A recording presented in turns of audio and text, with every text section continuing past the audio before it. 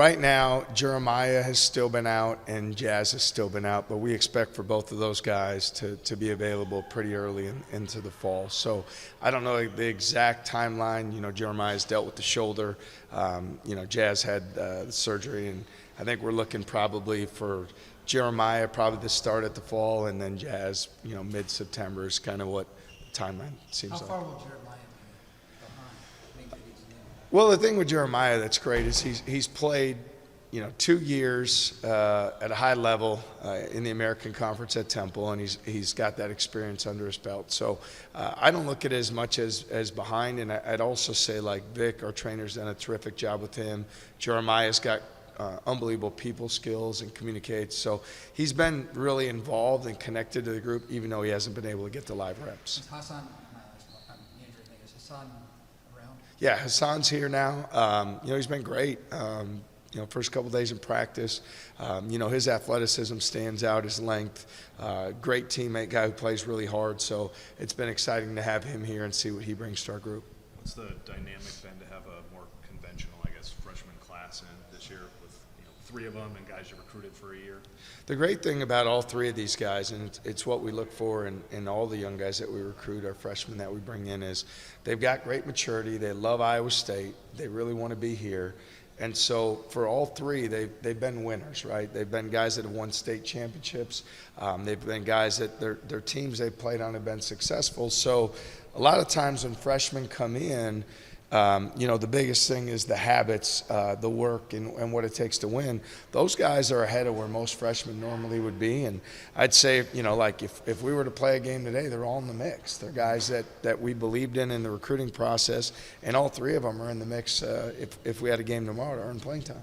You guys are obviously ahead of, the schedule that the outside would put on you with what you did last year, where normally those 3 would be the focus of, okay, this is what they're going to do forward. Is that still kind of the case, or what's the dynamic there with them and you guys coming off the Sweet 16?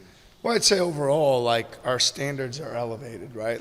In terms of we're vastly ahead of where we were last year in terms of things that we value when it comes to body language and how we're doing everything, the effort we need to play with, pressure in the basketball, defensively, on the glass, all those things. So we're certainly ahead of where our habits were.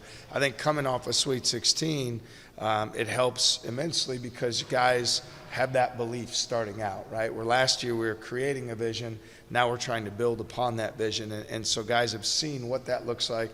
They've seen the success that you can have when you do those things every day.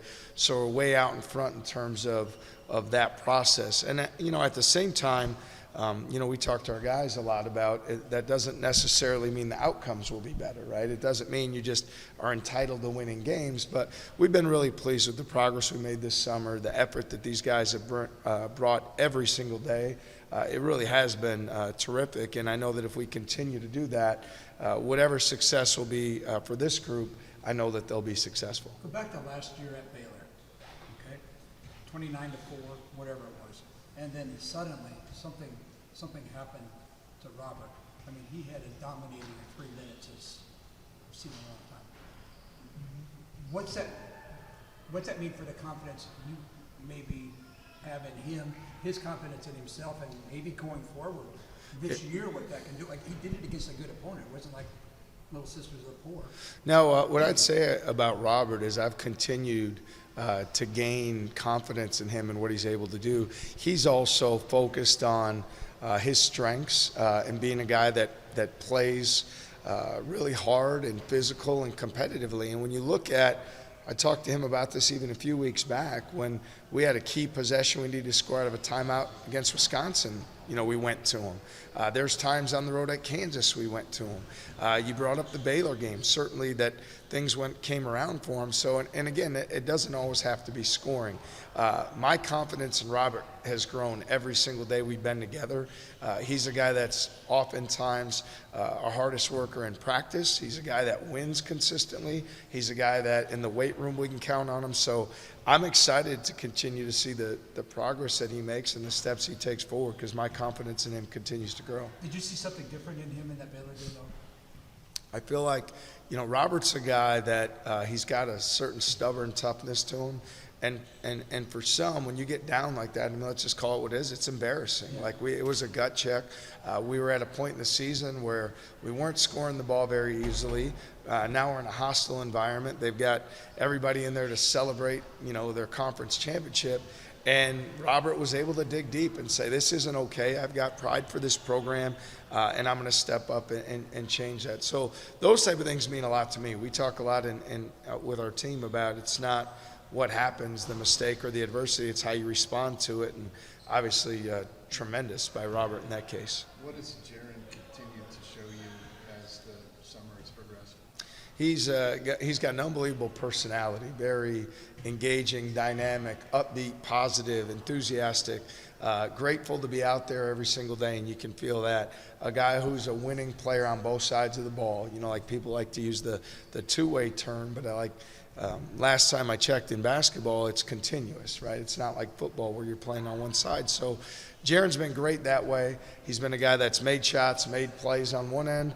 He's a guy that, we need to be on the glass as a rebounding guard, and then a guy defensively that brings a lot of fight and competitive spirit. So the experiences he's had and the successes he's had need to benefit our club, and up to this point, we believe that's been true. You mentioned his gratitude. He mentioned us. I remember that out of high school, he was lightly recruited, I guess, at the D1 level. How much does, having to go through that, elevate gratitude and being on the floor? Yeah, it really does. And I think for Jaren, going to Ranger Junior College, and no slight on Ranger, but that's a program that you're really going to have to work in. And it's not, it hadn't been known as one of the top national JUCOs where you get all these things. So I think every step as Jaren's continued to work and elevate himself, more opportunity and more of those things have come his way. And, again, what a valuable life lesson, like you said, of gratitude to just keep working at things. And so that is evident with him every single day, how he does things, is that sense of gratitude and appreciation just for the opportunity he has to be playing at such an awesome place like Iowa State. You'd rather have Jeremiah available all summer, but how valuable have the point guard reps been for Eli and Taman? Yeah, they've been great. I mean, both of those guys, we've seen some really positive things.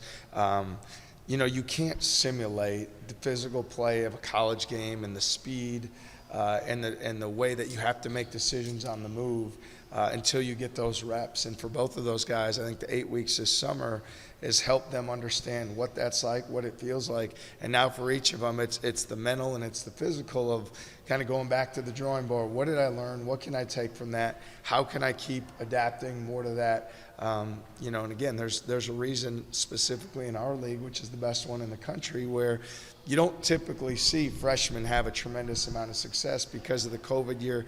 There's older guys. It's ball pressure. There's a lot of things, but we've got a lot of faith in both of those guys and what they'll do in the short term, but more than that, how they'll keep developing over time.